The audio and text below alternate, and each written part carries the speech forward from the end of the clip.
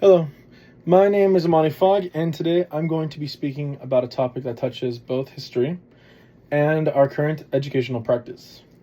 The digital divide. So this is the title of my thing. By the way, I did write a script because I'm usually bad at not reading from a script. So I have a script, so I'll mainly be looking at this, just letting you know. Anyways, to continue. So the title of my presentation is going to be called The Digital Divide in U.S. Education. What caused it, how it shows up today, and why it matters deeply for us as future educators, because that's the profession I'm thinking of going into. Okay. To start off, the digital divide didn't appear out of nowhere. It is rooted in long-standing patterns of inequity in education across the United States. Schools in wealthier, predominantly white neighborhoods have consistently had better funding, better resources, and earlier access to new technologies. When computers and internet access began to become essential in the 1990s and early 2000s, many low-income, rural, and minority-serving schools were already behind. Just to let you know, by the way, I noticed when I was looking at the assignment overview that it didn't mention that you needed to list any articles. I could have sworn it said that. So I think I have a lot of articles mentioned here. So just bear with me for these. But they are relevant to the topic. So just letting you know though. Anyway, so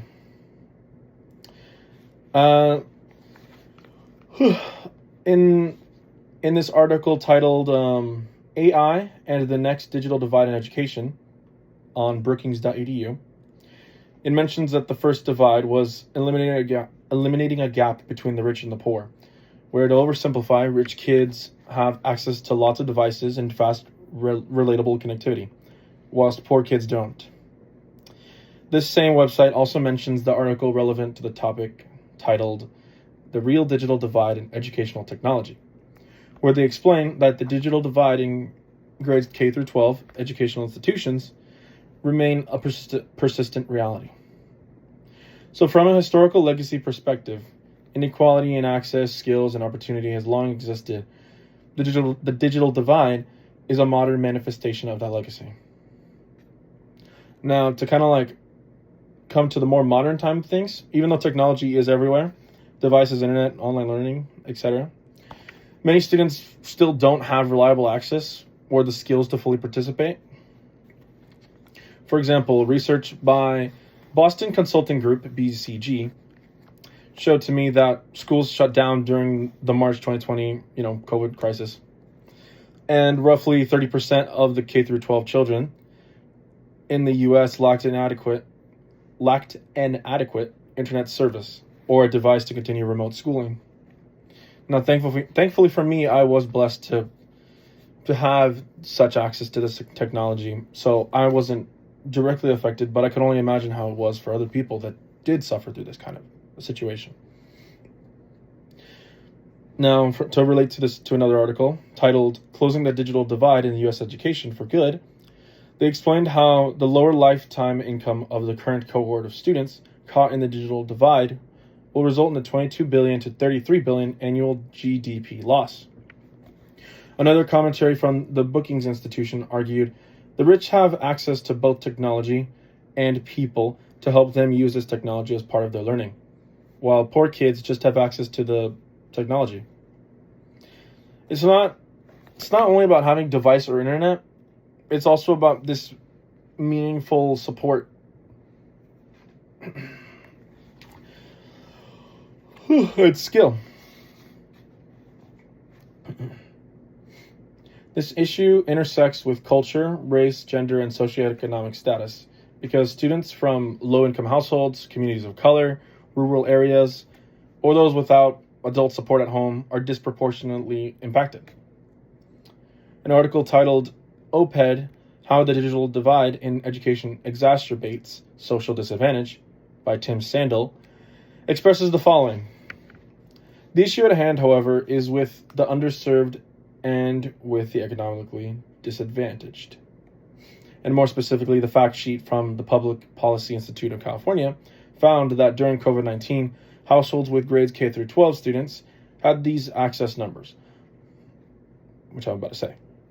Only 57% of low-income households, 61% of Black households, 67% of Latino households, that's me, 67% of households where adults did not graduate college had reliable internet access for educational purposes. I think we just have to recognize that access isn't really uniform. Students can have a device but be sharing it. They may have the internet but maybe a weak connection. I definitely understand that one because that happens to me sometimes. Sometimes my server is just fried. Or not my server, my connection. Or they could lack, support or digital literacy, which is completely understandable. I mean, I was like that too. I'm basically like a boomer, to be honest. So to ignore those realities is to risk leaving behind students who are already disadvantaged. So where does this show up most? It shows up most in rural settings and urban communities, though in different ways. Rural districts, many lack broadband infrastructures altogether, making remote or digital learning very difficult. In urban, low-income neighborhoods, families may share one device among multiple children, lack quiet space to learn, or face connectivity issues. And to go back and quote that same article from before, the one mentioning the digital divide in education by Tim Sandel. Okay, quote, broadband access is lower among low-income, 57%, working-class households. And research shows that the divide is not only availability, but also affordability and adoption. Up to 60% of students without digital access, which I saw on the website said 9 million, are unable to afford it. Up to 25%, 4 million, lack access to readily available and reliable broadband services. Finally, up to 40%, which is 6 million, face adoption challenges such as digital literacy and language barriers. Now, what does access really look like for each student? Do they have a device and a reliable connection and support at home? These are like the really important questions to be asking, especially for an educator, This is where things become very practical. As future educators, especially if, you're focusing on language and learning and communication, this divide matters deeply. What time is it? Okay. Technology is now embedded in how students learn, submit work, and communicate with teachers and engage in projects. If we assume all students have equal access and skill, we risk unfairly disadvantaging students who don't. So I thought here, I'm going to go through this a little quickly because I see that I'm kind of rambling a bit. So I'm going to make this go fast. So here are a couple steps that I thought could be helpful in this regard. So 1, provide offline alternatives. 2, advocate for device and hotspot lending programs. And lastly, you can incorporate digital literacy training. Okay, just 2 more. So there's good news. Progress is happening, though much work remains. Federal and state policies are targeting broadband deployments, so digital access programs, teacher trainings, etc. An example of this is the Digital Equity Act in the U.S. And I'll skip over that because it's going to take a little bit longer.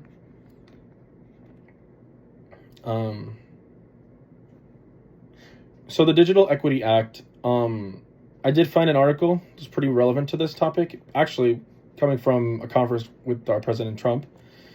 So, quote, closing the digital divide, investing in innovative delivery that leverages digital connectivity is about stimulating step changes in pedagogy, unlocking new ways of learning and teaching students the skills essential to their future.